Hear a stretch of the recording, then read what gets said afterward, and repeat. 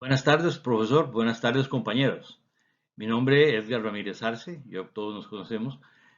Yo les voy a hablar, bueno, el tema que nos toca al grupo, al igual que nuestros compañeros, es sobre bases de datos relacionales, el modelo de bases de datos relacionales. Yo personalmente les voy a hablar sobre la terminología relacional de la base de datos relacionales.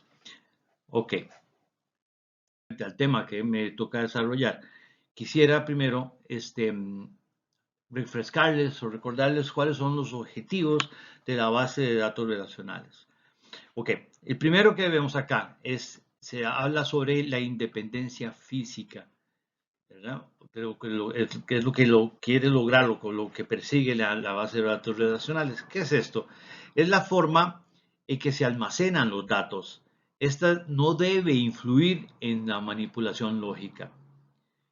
¿Ok? En cuanto a independencia lógica, entonces, se refiere a que las aplicaciones no deben ser, las aplicaciones que utilizan la base de datos relacional, me refiero, no deben ser modificadas, ya que eh, podrían cambiar los elementos de la base de datos relacionales.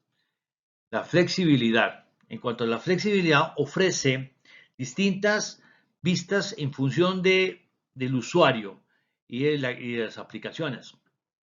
Y en cuanto a uniformidad, lo que se quiere con eso, lo que se persigue es que la estructura lógica siempre tiene una única forma conceptual. Esta forma conceptual va a ser las tablas. Ya no le vamos a llamar tablas, se va a llamar entonces relaciones. Antes, lo que antes conocíamos como una tabla, ahora es una relación. Y en cuanto a las sencillas, pues la palabra lo dice, o sea, una sencilla, lo que se persigue es que sea sencillo para el usuario, que no sea complejo. ¿Qué ventajas entonces nos ofrece este modelo de bases de datos relacionales o base de datos de tablas para hacernos entender mejor? Las ventajas es que vamos a ver, controla la redundancia de datos. ¿Por qué? Porque al almacenarse solo una copia, no se almacenan varias copias, se almacena una sola copia de un mismo dato. Entonces, no hay redundancia, o sea, no se habla o no está el mismo dato varias veces. La consistencia de datos. La consistencia habla sobre, al controlarse esta redundancia de datos, se reduce el riesgo de que haya inconsistencias. ¿Okay? En la concurrencia de datos.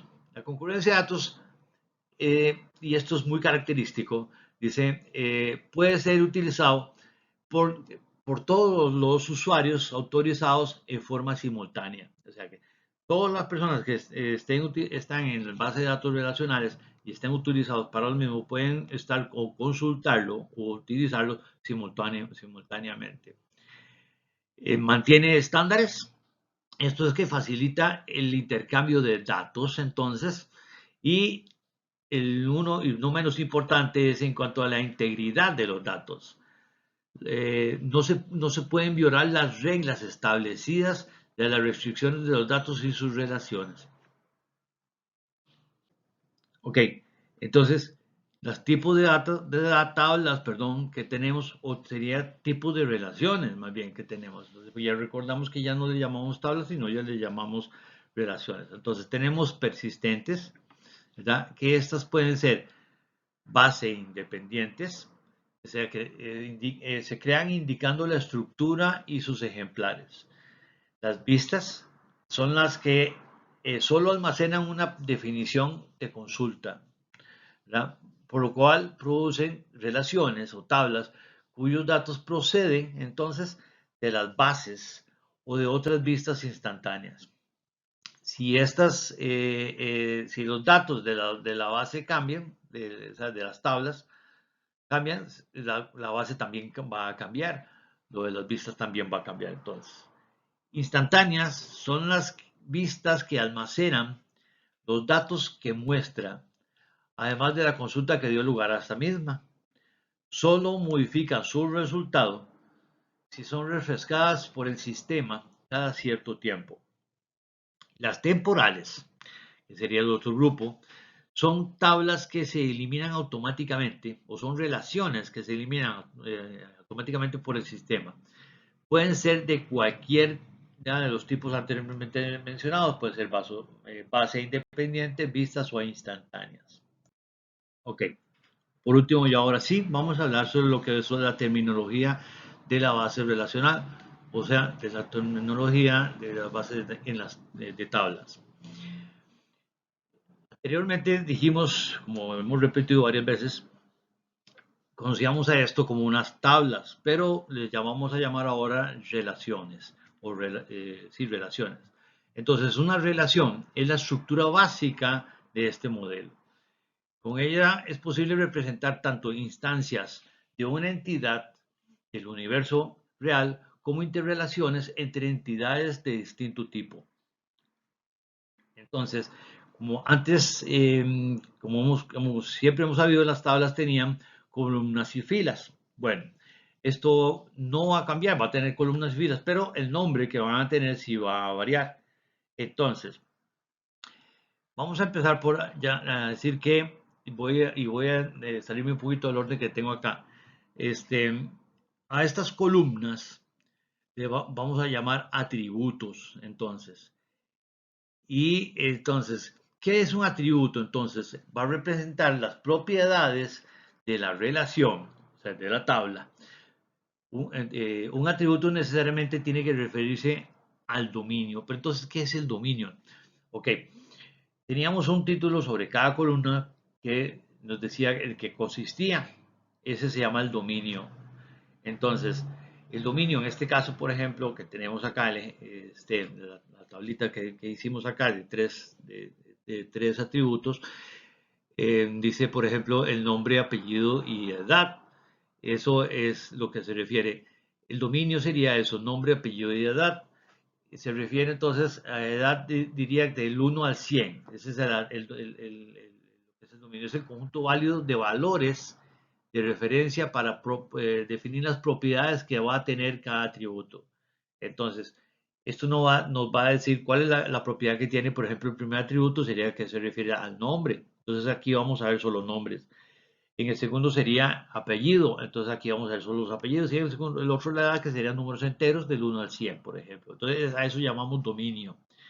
Recapitulando, entonces, tenemos el dominio, que es el conjunto válido de valores que van a tener los atributos, por llamarlo así, y los atributos son cada uno de esas columnas. ¿De acuerdo? Ahora, sabíamos en la tabla que también teníamos filas. Muy bien. Esas filas ya ahora no se van a llamar filas, se van a llamar tuplas. La tupla es una ocurrencia dentro de una tabla o una relación que permite referenciar una instancia de una entidad en el universo o una relación específica entre las instancias que ocurren en este. Entonces, diferenciamos una tupla de la otra también, porque por ejemplo, en el primero, por ejemplo, iría Edgar, y el segundo iría Ramírez, y después la edad. En el segundo iría Juanito los Peroles, o Juanito, y el apellido de los Peroles, y etcétera. Eso son las diferencias entre las tuplas. ¿Ok? Entonces, la cantidad de tuplas o la cantidad de filas que antes decíamos se le va a llamar cardinalidad. Entonces, la cardinalidad no es más que el número de tuplas que va a tener la relación, o sea, la tabla. Y entonces, grado se define como el número de columnas, o en este caso, entonces, ahora ya no son columnas, como habíamos se llama, como dijimos, ahora se llama atributos. Entonces, el grado es la cantidad de atributos. El ejemplo que tenemos acá, entonces, por ejemplo, sería, esta relación tiene un grado 3 porque tiene 3 columnas. Esta relación tiene una cardinalidad de 3 porque tiene 3 tuplas. ¿Ok? Y entonces su dominio es tal, es el nombre, apellido y edad. Ese sería su dominio de la relación. Creo que esto queda ya mejor, no lo puedo explicar. Eso sería. Muchas gracias. Gracias. Los compañeros continúan entonces con el resto de la presentación.